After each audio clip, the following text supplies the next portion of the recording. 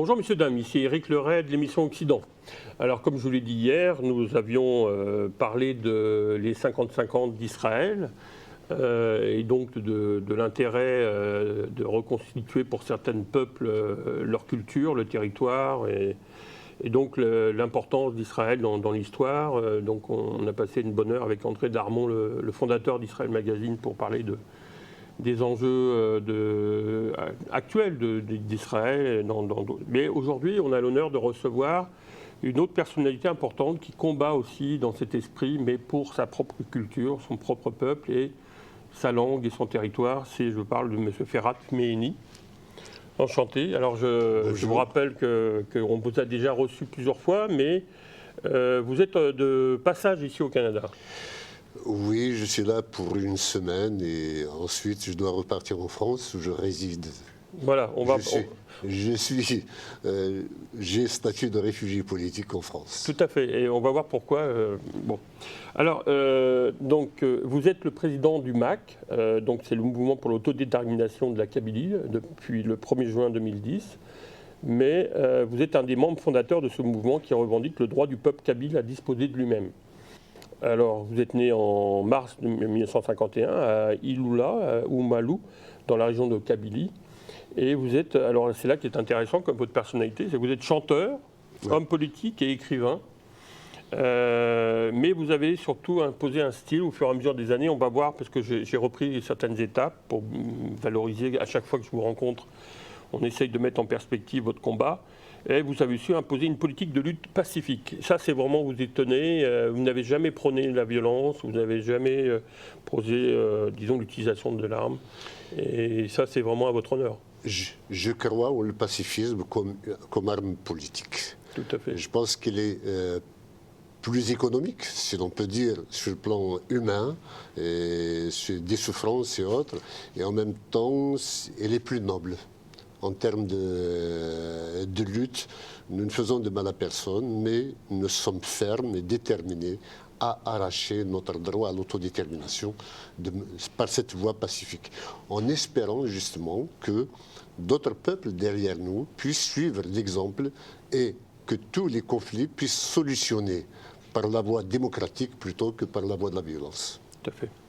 C'est tout à votre honneur. Alors, on va commencer à revenir un peu dans l'histoire rapidement, parce que bon, on va parler d'une chose très importante aujourd'hui, mais on a déjà fait une émission. Mais on va revenir sur cette constitution, parce que c'est l'étape avant éventuellement la création d'un État libre et indépendant. Alors, dans les années 70, vous aviez un ami qui s'appelle Saïd Saadi, et vous avez publié une revue qui s'appelait Lumière, enfin Tilt en amazigh, et puis Itri, Étoile, dans laquelle sont formulées des revendications culturelles et linguistiques. Alors, comment est venue cette revendication? Est-ce que c'est parce que vous étiez déjà à l'époque chanteur, vous aviez déjà une préoccupation de votre langue et de votre culture, ou vous subissiez déjà cette lutte est venue parce que nous sommes kabyles. C'est ça. Et le kabyle était tout de suite marginalisé, considéré comme l'ennemi de la nation, l'ennemi interne de l'Algérie. Si vous permettez, l'Algérie a accédé à son indépendance grâce au combat des Kabyles contre la colonisation française en général. Malheureusement, ça s'est terminé par la destruction du rêve algérien, celui d'un peuple arc-en-ciel, comme en Afrique du Sud, et il n'est resté que des autochtones, même les Juifs étaient partis, et il n'a resté que des Algériens, parmi lesquels les Kabyles détonés par leur langue, par leurs mœurs, par leur culture, et qui, dans l'imaginaire collectif, ont tout de suite remplacé les Juifs d'antan. Donc nous faisons office de bouc émissaire en Algérie, de quelque chose d'un peuple stigmatisé, d'un peuple accusé, montré du doigt pour ce qu'il est et qui menace en permanence, d'après l'imaginaire collectif et celui de l'imaginaire de ceux qui commandent l'Algérie, de constituer une menace permanente sur l'unité nationale. Alors, je voudrais rappeler que nous avons reçu Mourad et un autre personnage, et on a reculé dans l'histoire la culture amazigh remonte à plus de 3000 ans d'histoire, donc ce n'est pas le propos aujourd'hui, mais il faut savoir que c'est pour ça que j'avais préféré faire une autre émission avant, pour bien présenter l'aspect historique et que la culture amazigh est très ancienne. Et voilà. Donc on va parler plutôt aujourd'hui du combat d'aujourd'hui, mais on va revenir sur l'aspect contemporain quand même. Mais j'aimerais un peu avoir votre...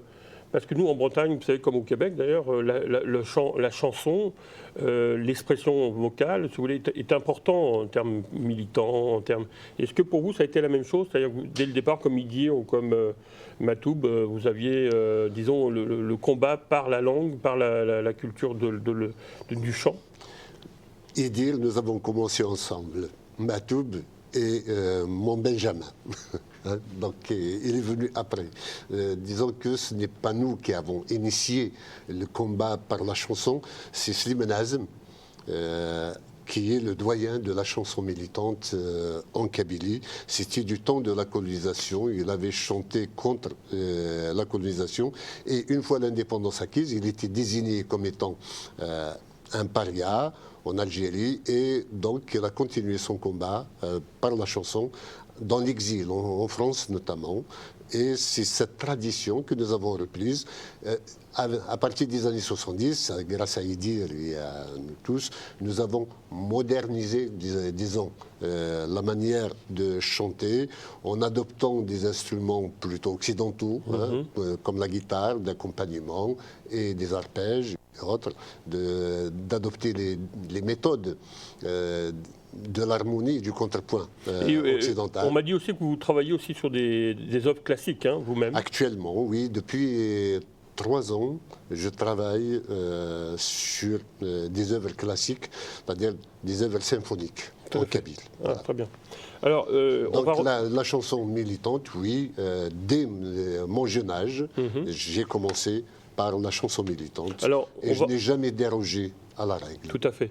Alors, on va revenir, mais par étapes, si vous voulez, le printemps berbère, le Rassemblement pour la culture et la démocratie, le mouvement culturel berbère. Donc, j'aimerais qu'on revienne quelques minutes sur chaque étape pour arriver à la Constitution et expliquer votre démarche. Écoutez, la culture kabyle, la langue kabyle était opprimée par le pouvoir algérien, interdite, et il n'y restait qu'un canal pour défendre cette culture et cette langue. C'était une radio qu'on appelait la chaîne 2, la deuxième chaîne de Kabylie, d'Algérie, disons.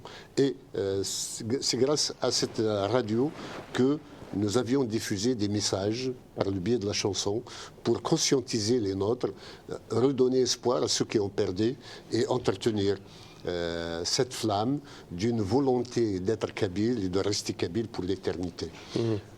Alors, donc c'était une période où la répression était sauvage. Tout à fait. Du temps des Boumediennes, c'était la dictature. Elle est aussi sauvage que celle d'aujourd'hui. Peut-être celle d'aujourd'hui est plus sauvage que celle d'hier. Hein. Oui, parce qu'elle utilise d'autres subterfuges. Maintenant, on en vient au massacre des Kabyles, ce qui n'était pas le cas.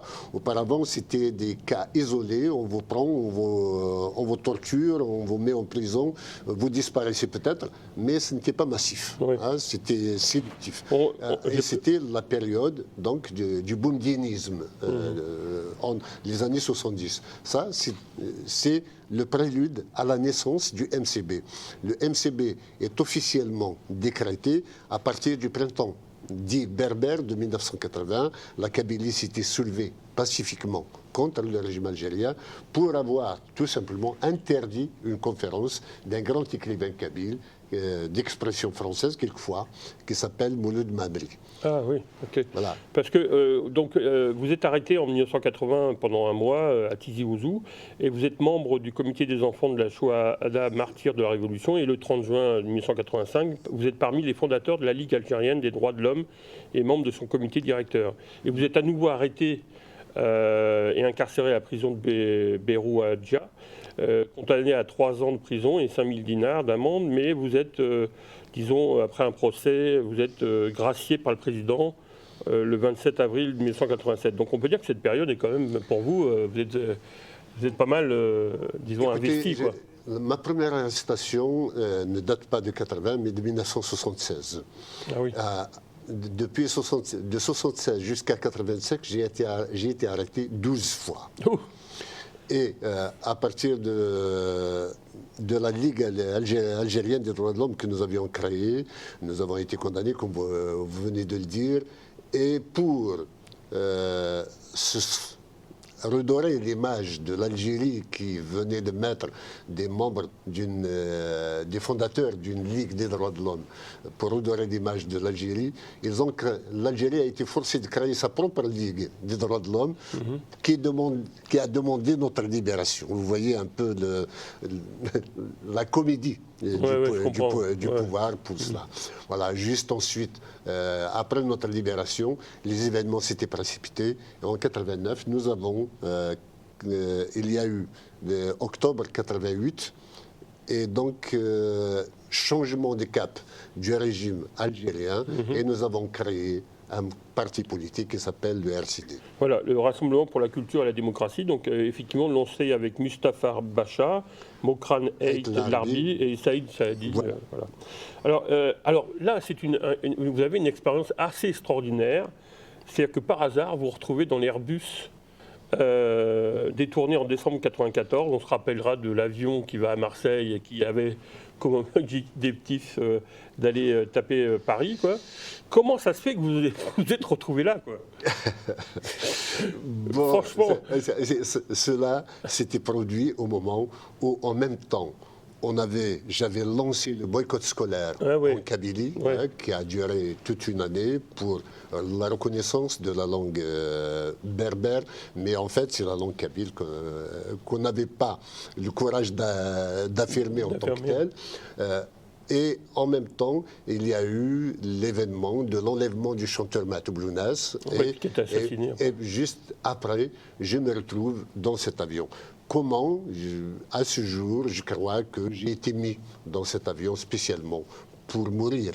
Donc, il y a eu des complicités pour que ma mort soit programmée. J'en ai réchappé grâce au GIGN qui est intervenu à Marseille et qui nous a libérés. Oui, j'ai consacré un livre à Oui, d'ailleurs, c'est ce que j'allais dire, oui, Noël en otage, que vous avez publié, parce que ça a duré quand même 54 heures, du 24 au 26 décembre. C'est pour ça que vous appelez ça Noël, parce que c'était la période de Noël. Ça a duré 3 jours, et pendant ces 3 jours, chaque minute qui est passée était une victoire sur la mort. Donc on avait peur qu'à la minute qui allait suivre, on allait être tué. Et puis vous avez aussi créé un album de chansons. Vous aviez comme besoin de vous recueillir parce que vous dites quand même que vous avez été choqué par cette situation, puis vous étiez proche de la mort aussi. Donc vous avez créé une chanson d'acier, d'amour et de liberté. Et puis vous êtes un peu, on dirait, reculé de la vie politique pour y revenir en 1995. Et là, vous avez créé le mouvement culturel berbère. En fait, le mouvement culturel berbère existait. J'ai créé une dissidence puisque mon parti, le chef de mon parti, était contre le boycott scolaire.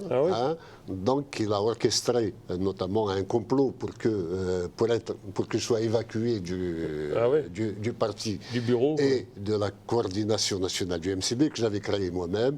Donc, j'ai créé un nouveau mouvement pour repartir de plus belle. Mais j'ai eu une traversée du désert pendant 5 ans.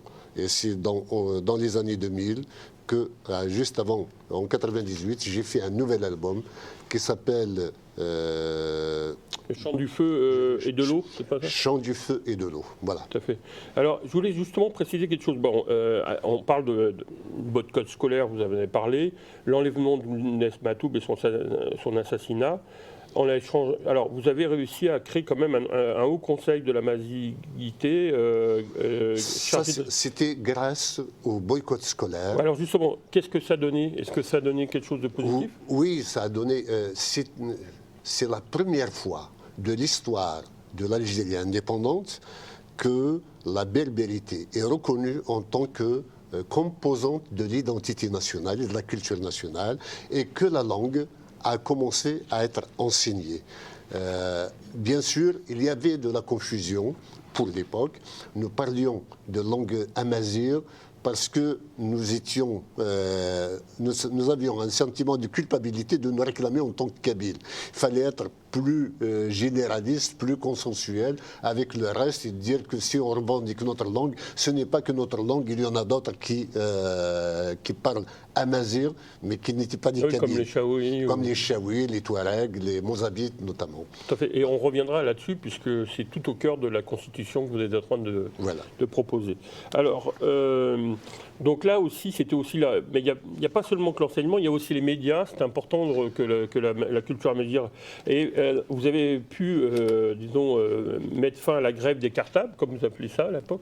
Ouais. Et pour justement faire pression et que, en fait, que dans toutes les institutions algériennes, que la place de l'amazigh soit reconnue, quoi. Ouais.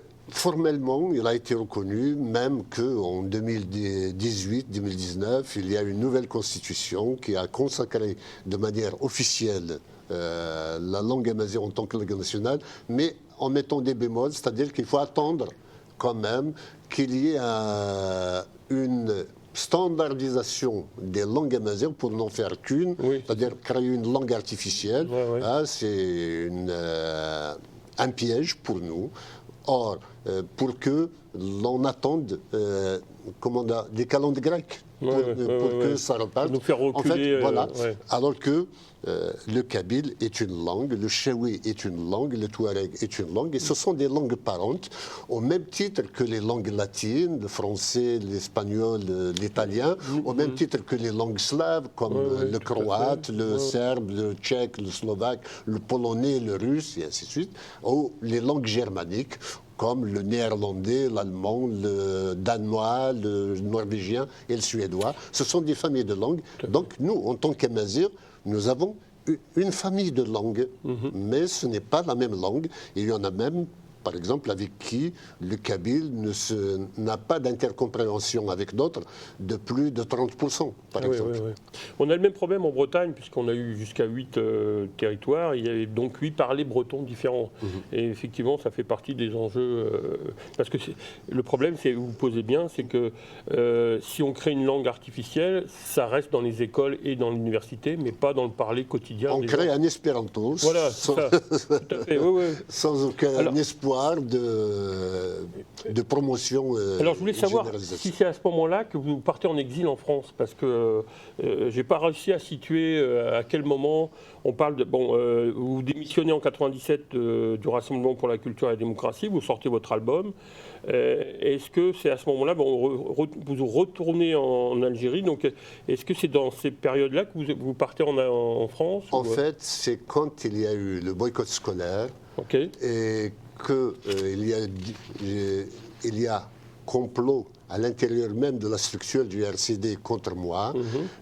Nous étions en pleine période de terrorisme. J'ai vu la ceinture de sécurité militante autour de moi se fissurer. C'est à ce moment-là que j'ai décidé de m'expatrier pour témoigner et ne pas mourir et ne pas me laisser assassiner par le premier venu en ce temps-là. Tout à fait. Oui, on se rappelle du fils, enfin de tout ce qu'il y avait, la GIA, enfin, on en reparlera. En avril 2001 et avril 2002, il y a de violentes émeutes qui ont éclaté en Kabylie. C'est là que vous fondez le mouvement pour l'autonomie de la Kabylie, le MAC. Donc là, vous représentez le MAC actuellement. Mais on parle du 24 août 2001.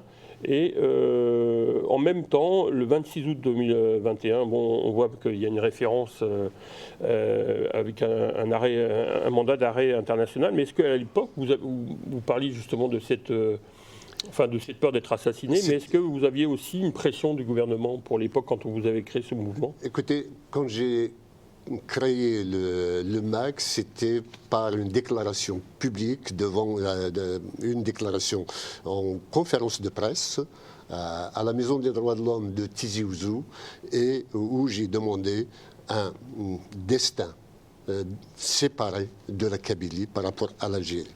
Et donc c'était juste une autonomie qui était revendiquée, et toute la presse m'était tombée dessus, tous les médias m'étaient tombés dessus, mais j'assumais l'idée, le projet devant le monde entier, devant la conscience universelle, parce que le peuple kabyle on venait de tirer sur lui, d'assassiner 128 personnes sans qu'un Algérien décide de descendre dans la rue pour défendre la cause kabyle. Alors qu'en même temps, il y a eu, au moment où l'Algérie tirait sur nos enfants, il y avait un Palestinien qui a été tué dans des échanges de tirs dans la bande de Gaza. On ne savait pas qui tirait, si c'était les Palestiniens ou les Israéliens. Il a été tué. L'image avait fait la tournée du monde entier. Ouais. Notre drame était resté isolé. Et on a vu des Algériens descendre dans la rue pour défendre les Palestiniens. Nous venions de perdre plus de 100 personnes et personne ne s'attendrissait sur nous, n'avait de compassion pour nous. Donc on a considéré que nous ne faisons pas partie de ce pays, nous ne faisons pas partie de ce peuple, puisque nous sommes rejetés. Personne ne s'est apitoyé sur notre sort. Il y avait un rejet des Algériens du Kabyle.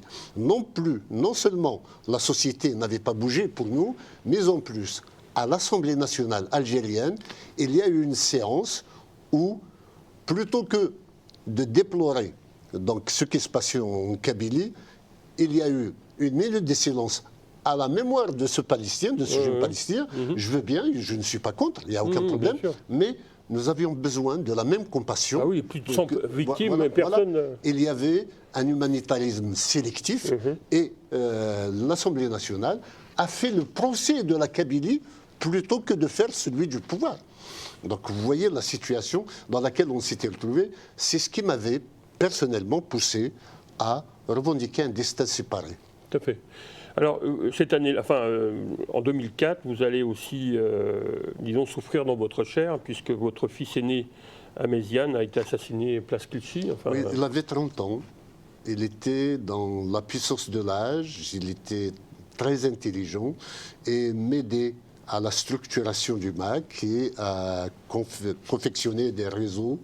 Je pense qu'au préalable, c'était moi qui devais être assassiné et les services français avaient alors découvert le poteau rose et convoqué le responsable, l'attaché militaire algérien chez les services français pour lui dire, écoutez, vous voulez le tuer, vous n'avez qu'à le faire chez vous, mais pas chez nous. Et c'est à ce moment-là qu'il s'était rabattu sur mon fils. Votre fils. Alors je me rappelle, à l'époque, c'était une manière, en tous les cas, de me châtier, d'avoir osé la liberté du peuple kabyle. Bien sûr. Je me rappelle, parce que Nora Hamdi, à l'époque, une militante ici, qui est maintenant retirée, mais m'avait demandé d'amener un bouquet de fleurs lors de la cérémonie qu'il y avait eu à Place Clichy, où il y avait énormément de monde qui était venu témoigner. Oui, c'était là-bas qu'il fut assassiné. Tout à fait, on se rappellera. Alors, bon, c'était important d'en parler, je trouve que même si c'est douloureux, mais en même temps pour montrer aussi votre engagement corps et âme pour cette cause, non seulement au titre de votre œuvre comme chanteur, mais aussi comme écrivain. Alors on n'a pas parlé de votre œuvre littéraire, mais ça existe, enfin vous avez écrit plusieurs livres, donc j'inviterai les gens éventuellement à faire des recherches sur Wikipédia, c'est bien indiqué. Mais là on va parler d'une œuvre qui va être peut-être... Je compare ça un peu à une fondation comme la Constitution américaine, vous voyez, qu'on peut aller visiter à Washington. C'est cette Constitution qui va être, on va dire, l'étape pratiquement préalable à la constitution d'un État indépendant, mais qui est une œuvre majeure de votre part, avec bien sûr une équipe qui vous suit depuis des années. Mais vous l'avez dit tout à l'heure, votre esprit est plutôt comme en France, on parlait des Girondins par rapport aux Jacobins. Michel Onfray aussi parle beaucoup du système fédéraliste, il croit beaucoup ça. Et là, je suis sûr que vous auriez son soutien parce que tout le cœur de votre projet de constitution est un système fédéral qui permettrait donc de créer, de respecter vous parliez tout à l'heure, de respecter chaque langue ou chaque histoire, et pour créer un État fédéré. Nous avons en Kabylie, depuis la nuit des temps, et c'est il y a un témoignage attesté par un historien comme Amélie Marcellin, qui est un historien romain, qui au IVe siècle avait remarqué que les Kabyles étaient organisés en quinquégentiens. Les quinquagéntiens, ce sont les 5 fédérations, confédérations des Kabyles, qui constituaient déjà un État et qui s'administraient et qui étaient solidaires entre eux. Donc ce n'est pas d'aujourd'hui. Donc vous essayez de créer un outil moderne, mais tout en vous enracinant dans les traditions ancestrales. Il est hors de question de créer ex nihilo un État sans tenir compte de nos racines, de nos valeurs et de nos traditions qui nous viennent du fond des âges. Donc ce fédéralisme est nécessaire, non pas parce qu'il y a plusieurs langues, non, nous n'avons qu'une seule langue. Le kabyle est une langue toute seule. Il y a des accents, comme les Marseillais par rapport aux Parisiens, mais pas plus que cela. Donc la langue est la même, mais nous avons des identités locales, disons, qui font que on se sent, par exemple, bougiote, on se sent de Touveretz ou de Tizi Ouzou ou de Sétif, voire même.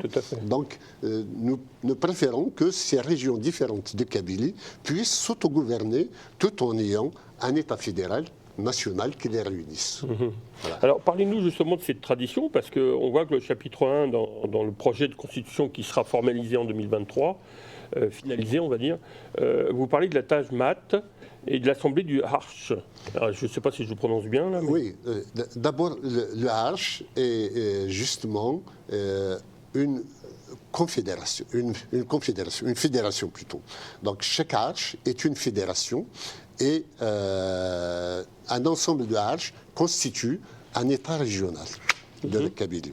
Et les États régionaux sont fédérés par un État national.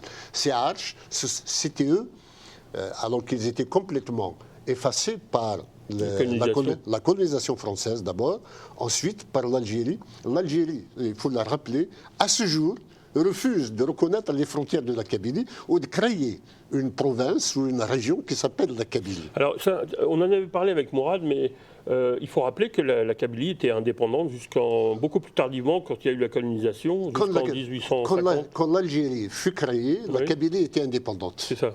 Il y a des cartes géographiques de l'époque qui mettaient la Kabylie indépendante d'un côté et l'Algérie française de l'autre.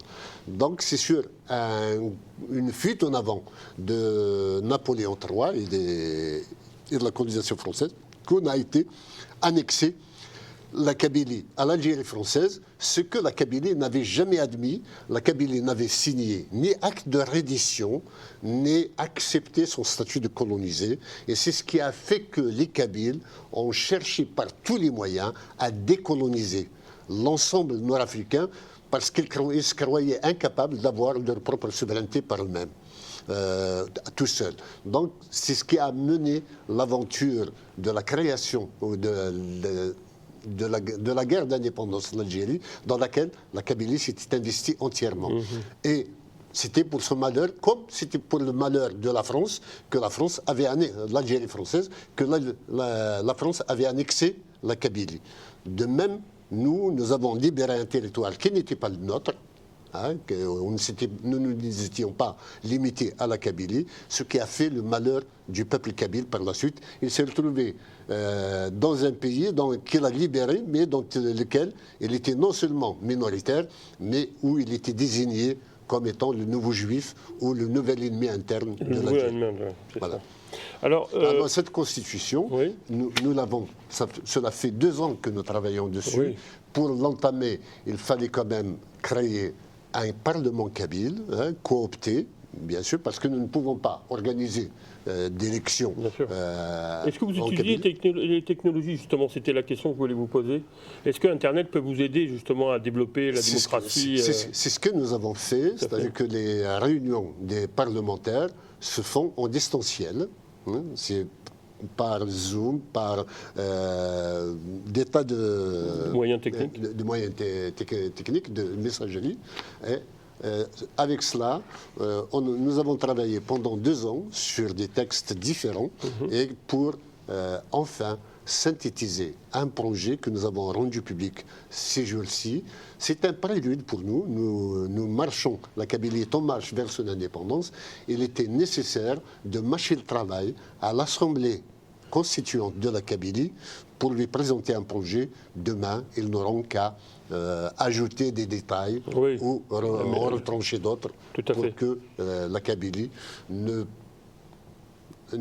soit pas éclopée, si l'on peut dire, sur le plan juridique et avoir une base solide pour continuer d'exister en tant qu'État. Alors justement, c'était la question que je voulais poser aussi, c'est-à-dire est-ce que vous pensez donner de l'information à ceux qui voudraient éventuellement faire des commentaires ou vous aider dans l'élaboration de ce...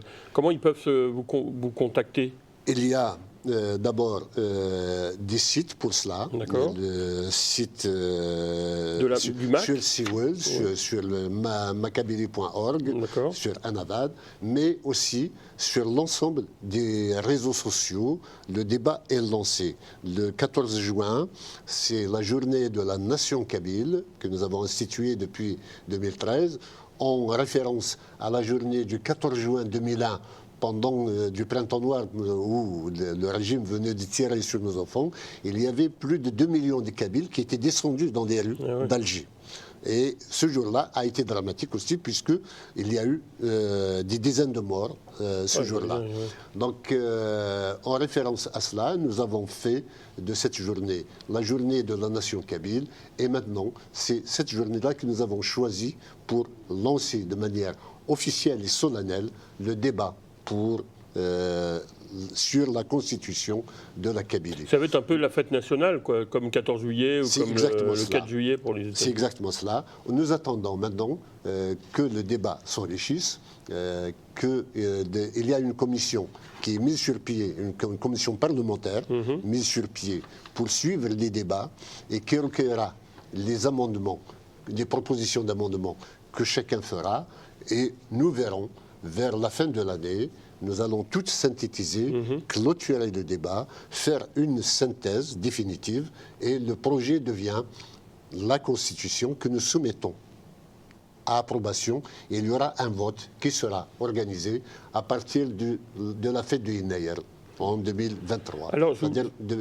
Inayer, c'est le jour de l'an berbère, donc c'est le 12 janvier. À partir du 12 janvier 2023, un vote commencera.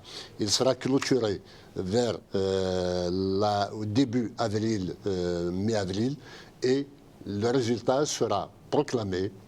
Si la Constitution est votée, elle sera proclamée le 20 avril prochain. D'accord, en 2023. 2023. D'accord. Alors, je voulais insister sur la notion d'État fédéral parce que j'ai pas trop compris, enfin, peut-être que j'ai mal compris. La Constitution ne concerne que la Kabylie. Elle ne concerne que la Kabylie. Voilà. Nous sommes dans une démarche du droit à l'autodétermination du peuple kabyle, donc, qui exprimera son désir de souveraineté, son aspiration. Une fois que cela est advenu, cette constitution ne concerne que la Kabylie. Nous ne sommes pas là pour imposer à l'Algérie un quelconque fédéralisme. Nous sommes entre nous, en tant que Kabyles, pour... C'est la manière de nous organiser et de vivre notre démocratie interne. Ensuite, charge pour les Algériens, s'ils veulent suivre l'exemple kabyle, de le faire. Mais nous ne sommes pas là pour imposer aux Algériens un quelconque modèle de société ou d'organisation sociopolitique de l'Algérie. Alors, est-ce qu'éventuellement les autres peuples amazirs pourraient se joindre à cette fédération? Écoutez... Pour l'instant, c'est un peu tôt, peut-être. Je ne pense pas. Pour le moment, il y aura l'indépendance de la Kabylie. Ensuite, les peuples constitués ou les États en place peuvent effectivement constituer une nouvelle union nord-africaine plutôt que maghrébine. Je déteste ce terme de Maghreb parce que mais ça, c'est une invention coloniale. Voilà. Hein, une union nord-africaine des peuples.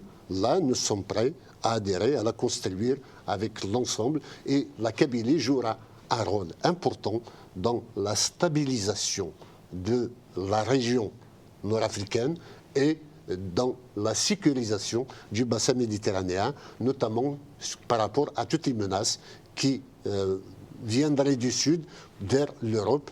Il y aura un barrage qui, par exemple, contre l'islamisme qui est là, parce que la Kabylie est laïque, hein, il a une culture de laïcité qui est séculaire. Donc la Kabylie jouera un rôle important, aussi bien pour la coopération internationale, régionale, que pour la stabilité et la sécurité de... Alors, vous avez dû vous inspirer aussi d'autres constitutions. Ça serait intéressant que vous ayez votre commentaire là-dessus.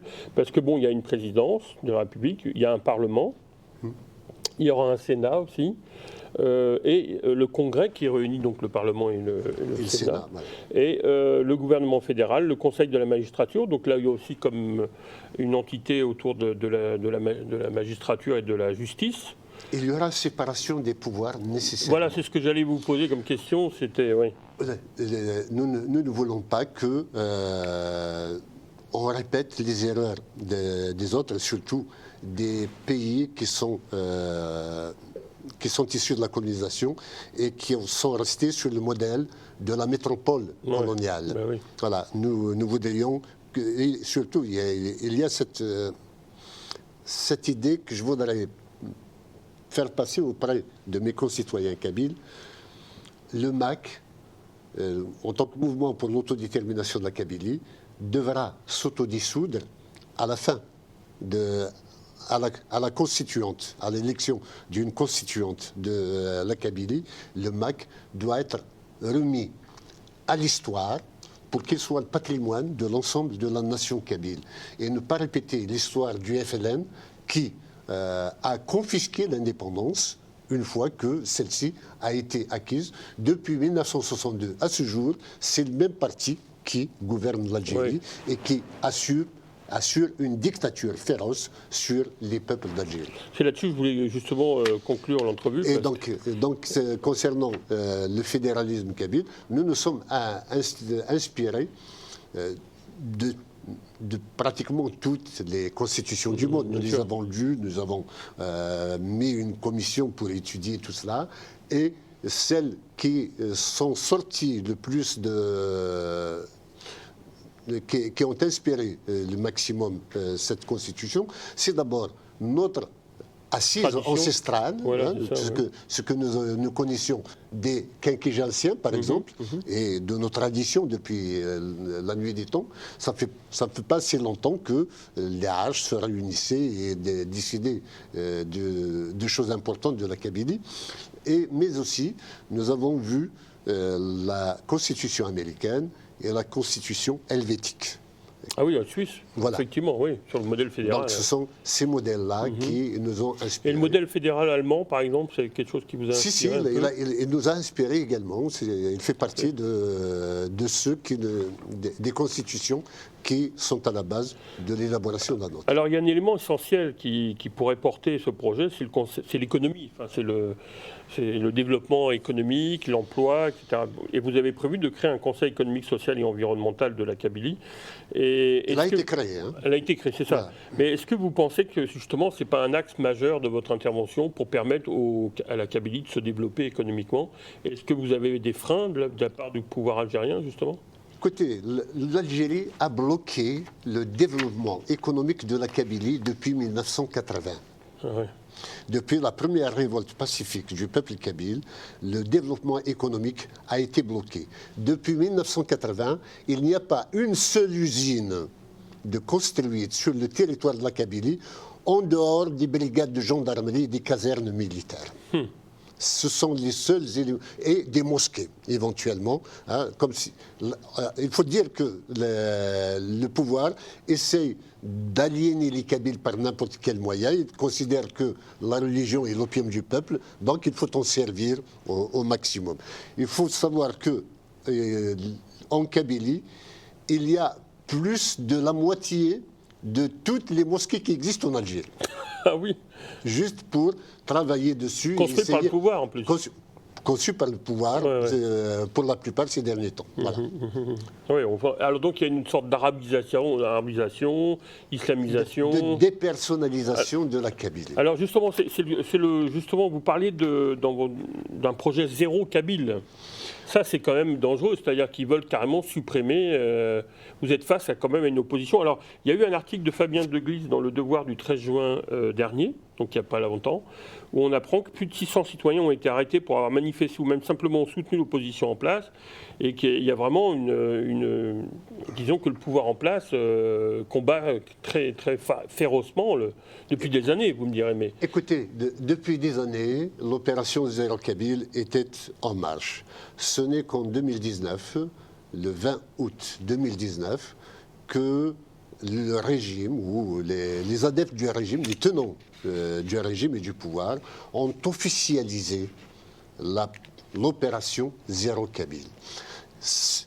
Au départ, elle était conçue comme étant une dékabylisation de l'ensemble des institutions, à commencer par l'armée, les secteurs de l'État en général et de l'économie. On allait passer ensuite à celui des liquidations physiques d'opposants et autres, avant d'entamer un génocide. Il se trouve que les luttes au sommet de l'État avaient déjà provoqué ce qu'on appelle le Hirak, c'était une manipulation à ciel ouvert des Algériens pour descendre dans la rue, pour réclamer le départ du président Bouteflika, grabataire. Et une fois que cela était advenu, ils étaient devant une situation de fait accompli où les gens descendaient chaque semaine dans la rue, quelquefois tous les jours. Et pour donc casser tout cela, il fallait stigmatiser de nouveau les Kabyles et dire que le mouvement du Hirak a été kabylisé. La kabylisation du Hirak est un facteur de division et donc il faut que les gens rentrent chez eux. Et effectivement, il ne restait dans les rues d'Alger et d'ailleurs que des Kabyles qui étaient encore s'illusionner sur une possible démocratisation de l'Algérie. Or, l'Algérie ne se démocratisera jamais. Parce que c'est dans son ADN, conçu dès le départ comme étant un État colonial chargé d'asservir les populations, les peuples de l'Algérie, plutôt que de les servir.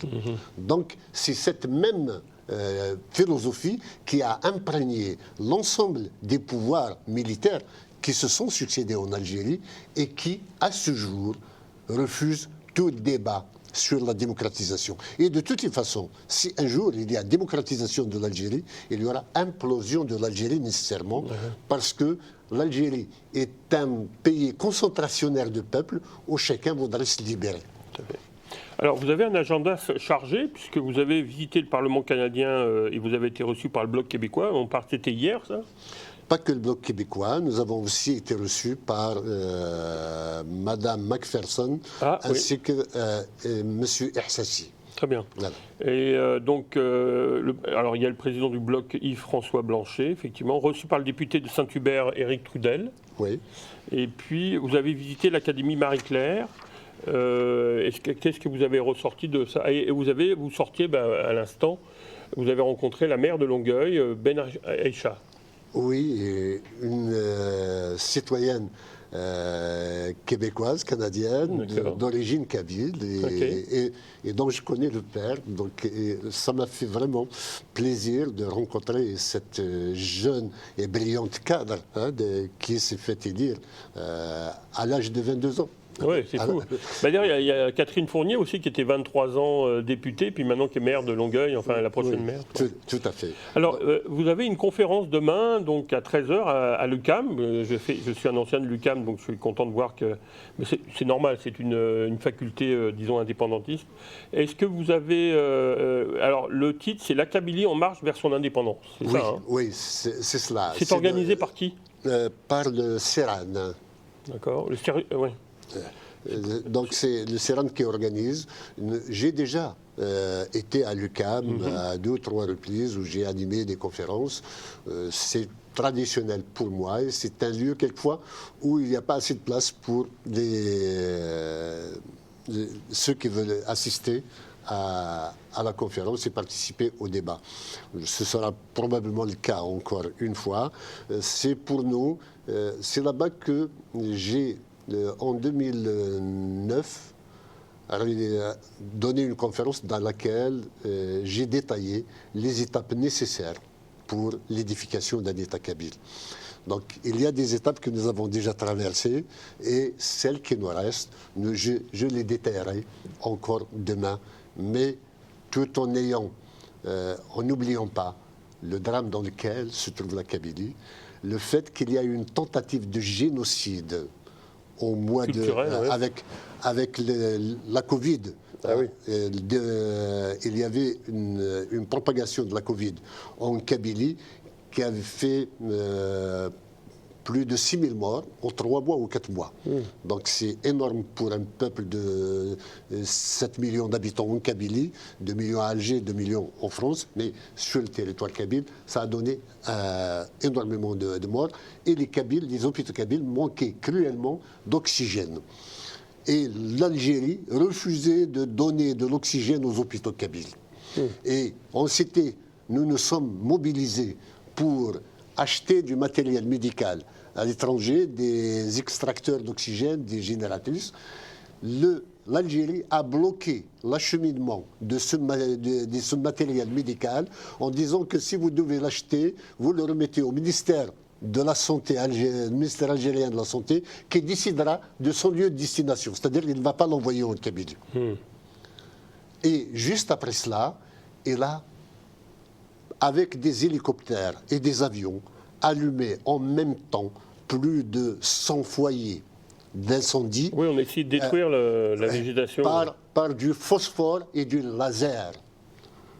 Et on a assisté à un enfer en Kabylie entre le 9 et le 13 août 2021.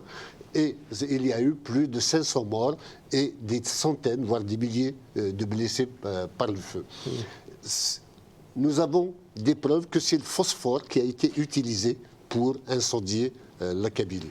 Et tout cela, en fait, était une provocation supplémentaire pour faire de nous des terroristes. C'est-à-dire, nous excéder, c'était une provocation pour que nous prenions les armes et combattions dans les maquis.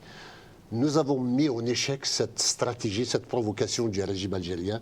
Nous avons protégé la Kabylie parce que ça rentrait aussi dans le cadre du projet de l'opération Zéro Kabyle, l'extermination des Kabyles de l'Algérie. Alors, écoutez, en tout cas, je vous invite, chers amis, à vous rendre demain à 13h, donc à l'UQAM, pour entendre cette conférence. Alors, le dimanche 19, pour finir, donc, vous avez au parc Bernard Landry. Alors, est-ce que vous avez eu l'occasion de rencontrer M. Bernard Landry lors de vos différents voyages? Parce que...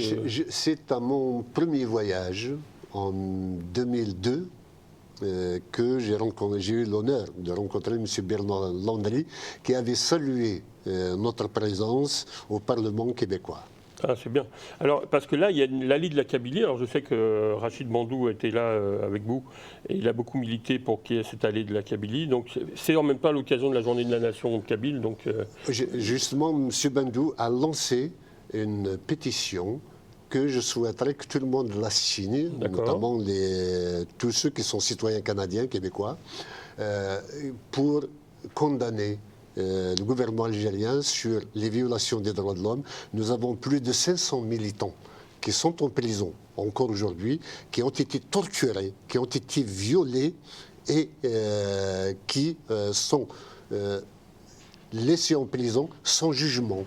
Pour quelqu'un d'entre eux, depuis 2 ans, il n'a même pas été présenté devant le procureur de la République pour savoir qu'est-ce qu'on lui reproche. Voilà. Donc il y a une injustice et dans cette prison, il y en a même qui sont sortis avec des maladies incurables comme des cancers et il y en a même quelqu'un qui vient de mourir. Il a été libéré le 10 avril. Il est mort un mois plus tard. Oh, c'est terrible. Alors, vous allez finir quand même dans une note plus sympathique, c'est que vous participez aussi, avant votre départ, au fête de la Saint-Jean, qui est un symbole important ici, le 24 juin. Donc la Kabylie a toujours été solidaire des peuples qui aspirent des peuples épris de liberté. Très bien. Donc, les Québécois nous ont ouvert les bras, nous les remercions et nous sommes reconnaissants pour leur soutien. Ceci dit, nous avons besoin du soutien de l'ensemble des Canadiens et des courants politiques. J'espère que nous aurons à l'avoir. Nous ne sommes pas là pour nous immiscer dans la politique intérieure du Canada, mais juste pour exprimer nos opinions et pour surtout plaider la cause du peuple kabyle qui, sincèrement, sera aussi bénéfique pour le Canada si la Kabylie venait à être indépendante. Tout à fait. Ben, je vous remercie pour le temps que vous nous avez accordé dans votre séjour, qui est quand même assez rempli. Est-ce que vous auriez un mot de la fin? Je vous laisse la parole pour finaliser cette belle entrevue. Disons que nous, en tant que Kabyles, nous sommes un peuple de paix, de liberté et de laïcité. Nous avons le respect de tous les peuples du monde et de toutes les langues et de toutes les cultures. Nous souhaiterions avoir un monde de paix dans lequel nous participerions à la construction. Nous aimons tout le monde et je m'adresse aussi aux Algériens à travers cette émission, même si je l'ai fait plusieurs fois. L'indépendance de la Kabylie est une chance pour les Algériens pour se débarrasser de la dictature et pour aussi construire un autre modèle de société dont la Kabylie peut être un modèle, justement, après en avoir montré les effets. La Kabylie se construit non pas contre les Algériens, mais contre le colonialisme et contre la dictature.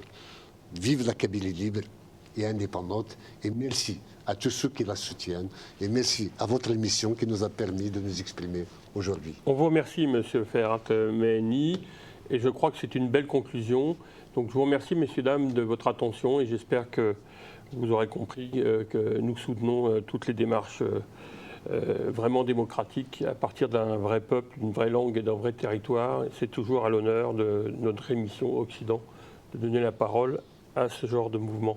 Merci beaucoup et à une prochaine fois.